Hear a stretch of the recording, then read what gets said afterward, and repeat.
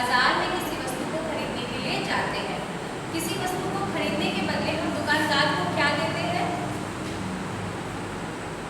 हाँ श्रुति, आप बताइए।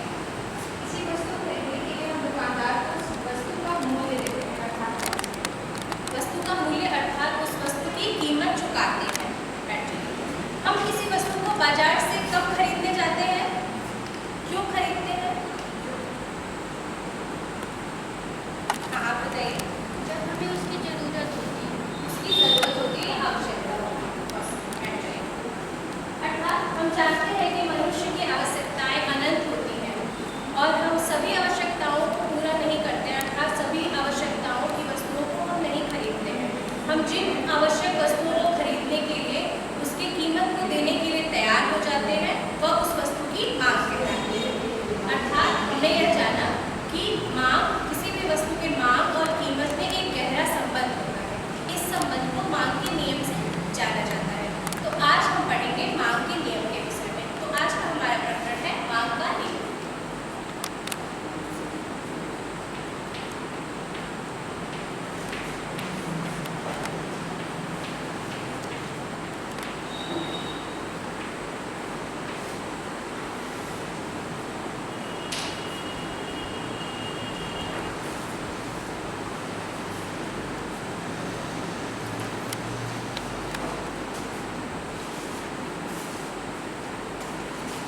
इस चित्र को ध्यान से देखिए और यह बताइए कि किसी भी वस्तु की मांग में सबसे सर्वप्रथम कहाँ से शुरुआत होगी?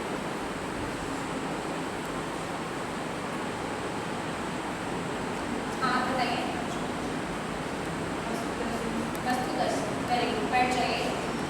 अर्थात मांग की शुरुआत सर्वप्रथम वस्तु दर्शन से होती है। वस्तु दर्शन का अर्थ है किसी भी चीज को देखना। हम सर्वप्रथम सबसे पहले हम किसी भी वस्तु को देखते हैं, उसके बाद उस वस्तु को खरीदने के लिए हमारे मन में इच्छा होती है, उस वस्तु को प्राप्त करने की हमारे मन में इच्छा होती है। उसके पश्चात हमें उसके लिए साधन, खर्च करने के लिए तत्परता हमारे अंदर में होनी चाहिए। किसी भी वस्तु को खरीदने के लिए धन की आवश्यकता होती है। अगर हम धन खर्च करेंगे तभी तो वो वस्तु हमें मिलेगी, अर्थात उसको खर्च करने की तत्परता हमारे अंदर होनी चाहिए। और हम किस वस्तु को खरीदते हैं? जो वस्तु हमारे लिए आवश्यक होती है। और उन आवश्यक वस्तुओं की कीमत देने को जब हम तैयार हो जाते हैं तो वह हमारे लिए वह वस्तु की मांग बन जाती है। ये चित्र सबको समझ में आ गया? आगे हम मांग के नियम को वक्र के माध्यम से समझेंगे।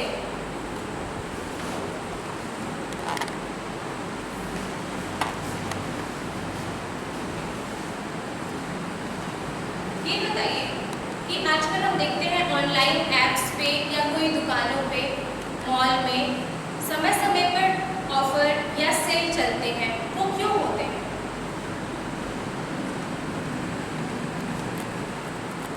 हाँ कितना बताइए। वो ऑफर और सेल इसलिए चलाए जाते हैं ताकि वस्तुओं के दाम में कमी आए और हम जाकर वहाँ से ज़्यादा वस्तुएं खरीदें। अच्छा है इसके और कोई बताइए।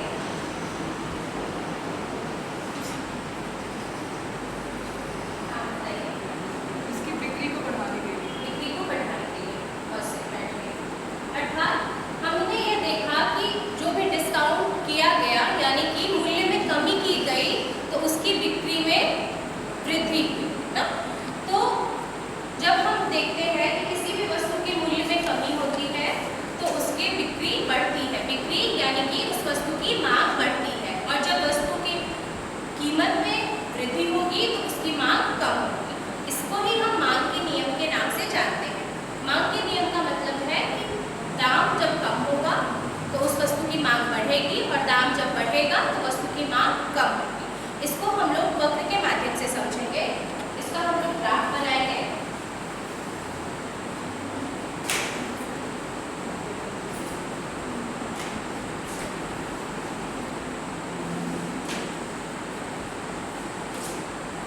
इस ग्राफ, इस तालिका को आप ध्यान से देखें जिसमें एक तरफ संतरे का मूल्य लिखा हुआ है और दूसरी रो में संतरे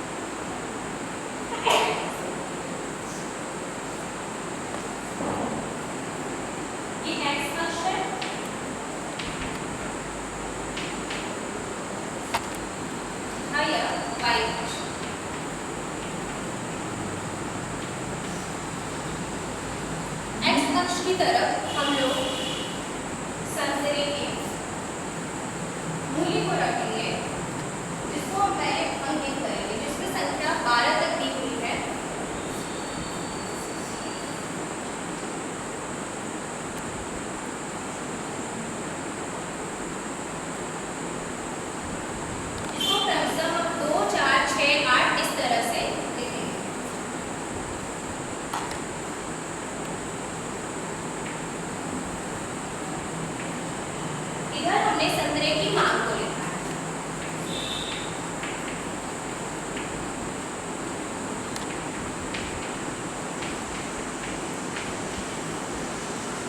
y अक्ष की तरफ हम संतरे के मूल्य को लिखेंगे,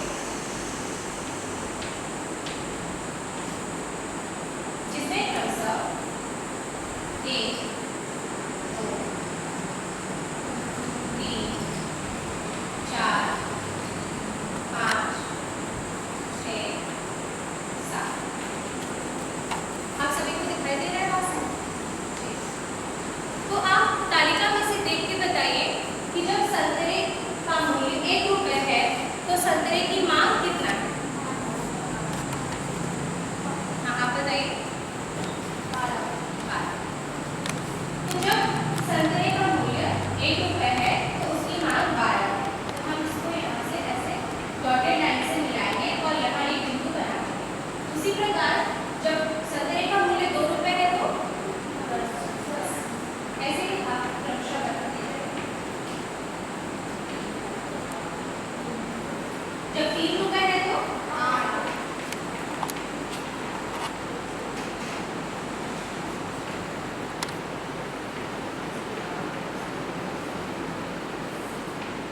इससे क्या दिखाई दे रहा है कि जब मूल्य में कमी आ रही है तो मांग बढ़ रही है और जब मूल्य में वृद्धि हो रही है तो मांग घट रही है, अर्थात मांग और कीमत यानी मूल्य में विपरीत संबंध है। इस ग्राफ को हम पहले पूरा करेंगे।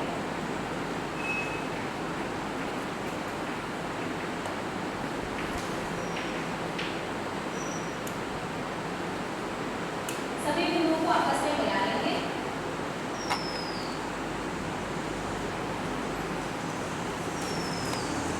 यह जो रेखा बनकर तैयार हुई है उसकी दिशा किस ओर है?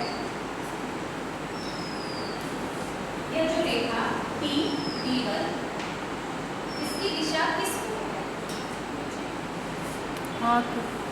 बताइए। हाँ, नीचे की ओर जाए, ऊपर से नीचे, ऊपर से नीचे की ओर जाए। ऊपर से नीचे की ओर तथा बाएं से दाएं की ओर है। अर्थात यह प्रदर्शित करता है कि मांग और मूल्य में विपरीत संबंध होता है। इसको ही हम मांग के नियम के नाम से जानते हैं। इसको आप सभी लोग अपने कॉपी में बना लीजिए।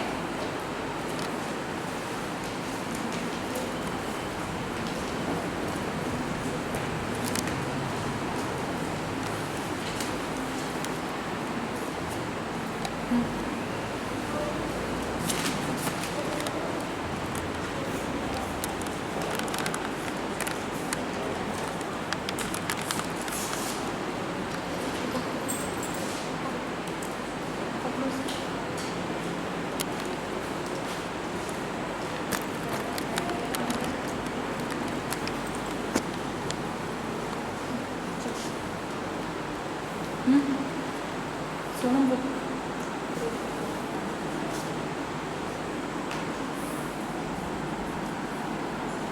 बताओ, उंगली रखो। एक्स अक्ष पे हमने मांग को रखा है और वाई अक्ष यहाँ पे होगा ना, वाई।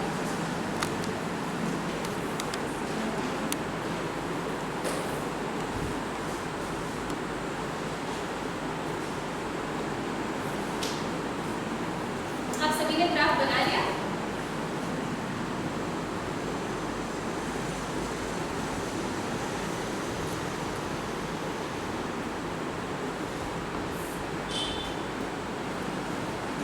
इस नियम को अब हम मॉडल के द्वारा समझेंगे। इस मॉडल को ध्यान से देखिए और ये बताइए कि बचपन में जब आप किसी पार्क में जाते थे तो वहाँ पे बहुत सारे खेलने वाली ऐसी चीज़ें वहाँ पे आपको दिखाई देती थी, जैसे झूला झूलने के लिए होता है और कोई एक्सरसाइज करने के लिए होता है। तो ऐसा कोई झूला आपने देखा जो इस मॉडल के रूप में दिखाई देता है?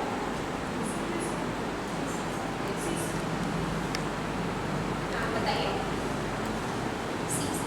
सीशॉ। अर्थात यह सीशॉ मॉडल एक ओर हमने मूल्य को रखा है तथा इसके दूसरे ओर हमने मांग को रखा है। अंकिता, यहाँ जाइए।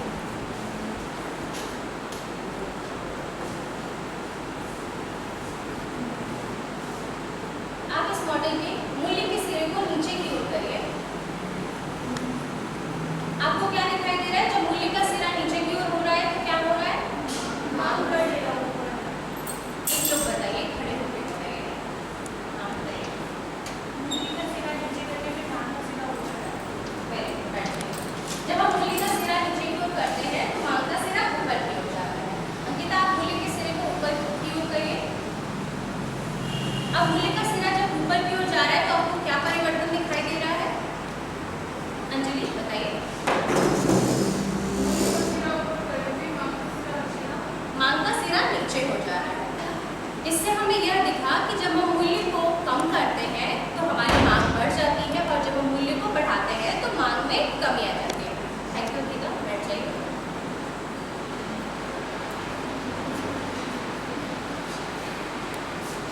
इस नियम को प्रसिद्ध अर्थशास्त्री मार्शल ने बताया है और उन्होंने कहा है, आप इसको अपने कॉपी में नोट कर लीजिए। मैं बोर्ड पे लिखूंगी, उसके बाद आप देख के उसमें से लिख लीजिए। मार्शल ने कहा है कि मूल्य के घटने पर मांग बढ़ जाती है तथा मूल्य के बढ़ने पर मांग घट जाती है। तो आप लिखेंगे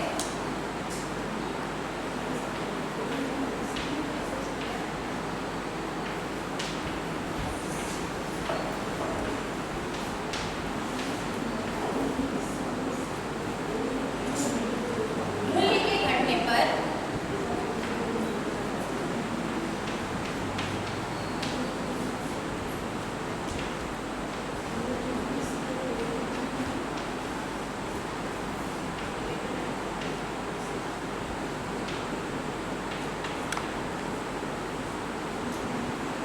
मूल्य के घटने पर मांग बढ़ जाती है तथा मूल्य के बढ़ने पर मांग कम हो जाती है।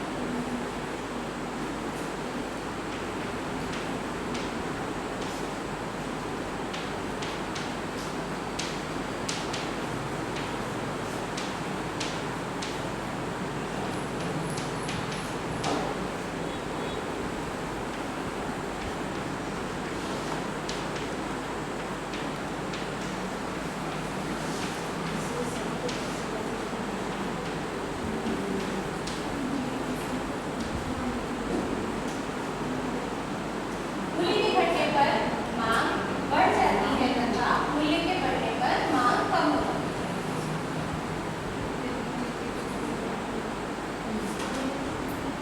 आप सभी लोग अपनी कॉपी पे नोट कर लीजिए।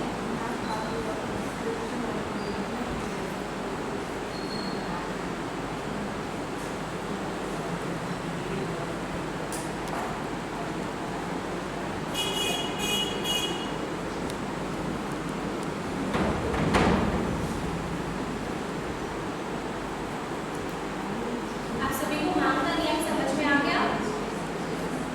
इससे संबंधित कोई सवाल अगर आप पूछना चाहें तो पूछ सकते हैं। अभी आज हमने जो भी पढ़ा उससे संबंधित कोई भी सवाल अगर आपको पूछना है तो आप पूछ सकते हैं।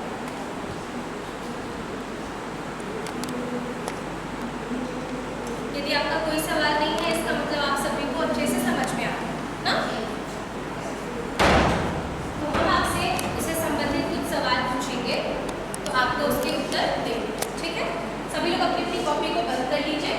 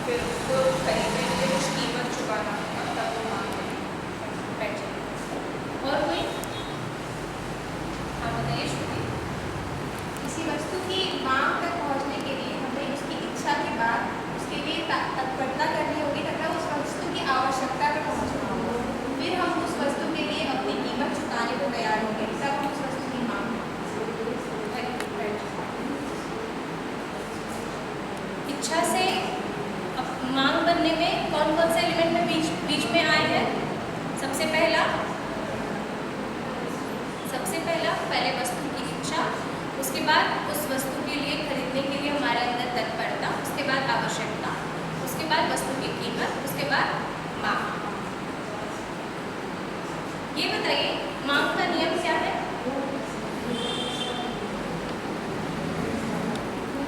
हाँ अच्छा बताइए।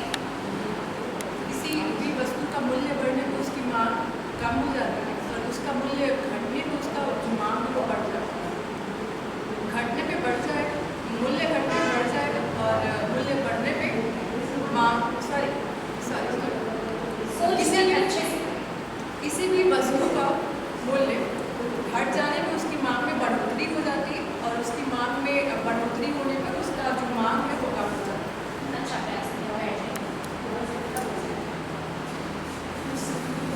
अतः आज हमने मांग और मांग के नियम के विषय में पढ़ा है। इसको आप लोग घर पे दोहरा लीजिएगा और सभी लोग होमवर्क नोट कर लीजिएगा।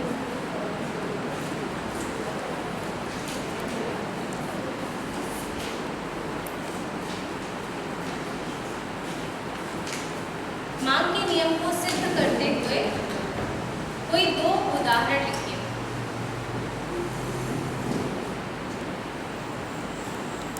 मांग के नियम को सिद्ध करते हुए कोई दो उदाहरण लिखिए।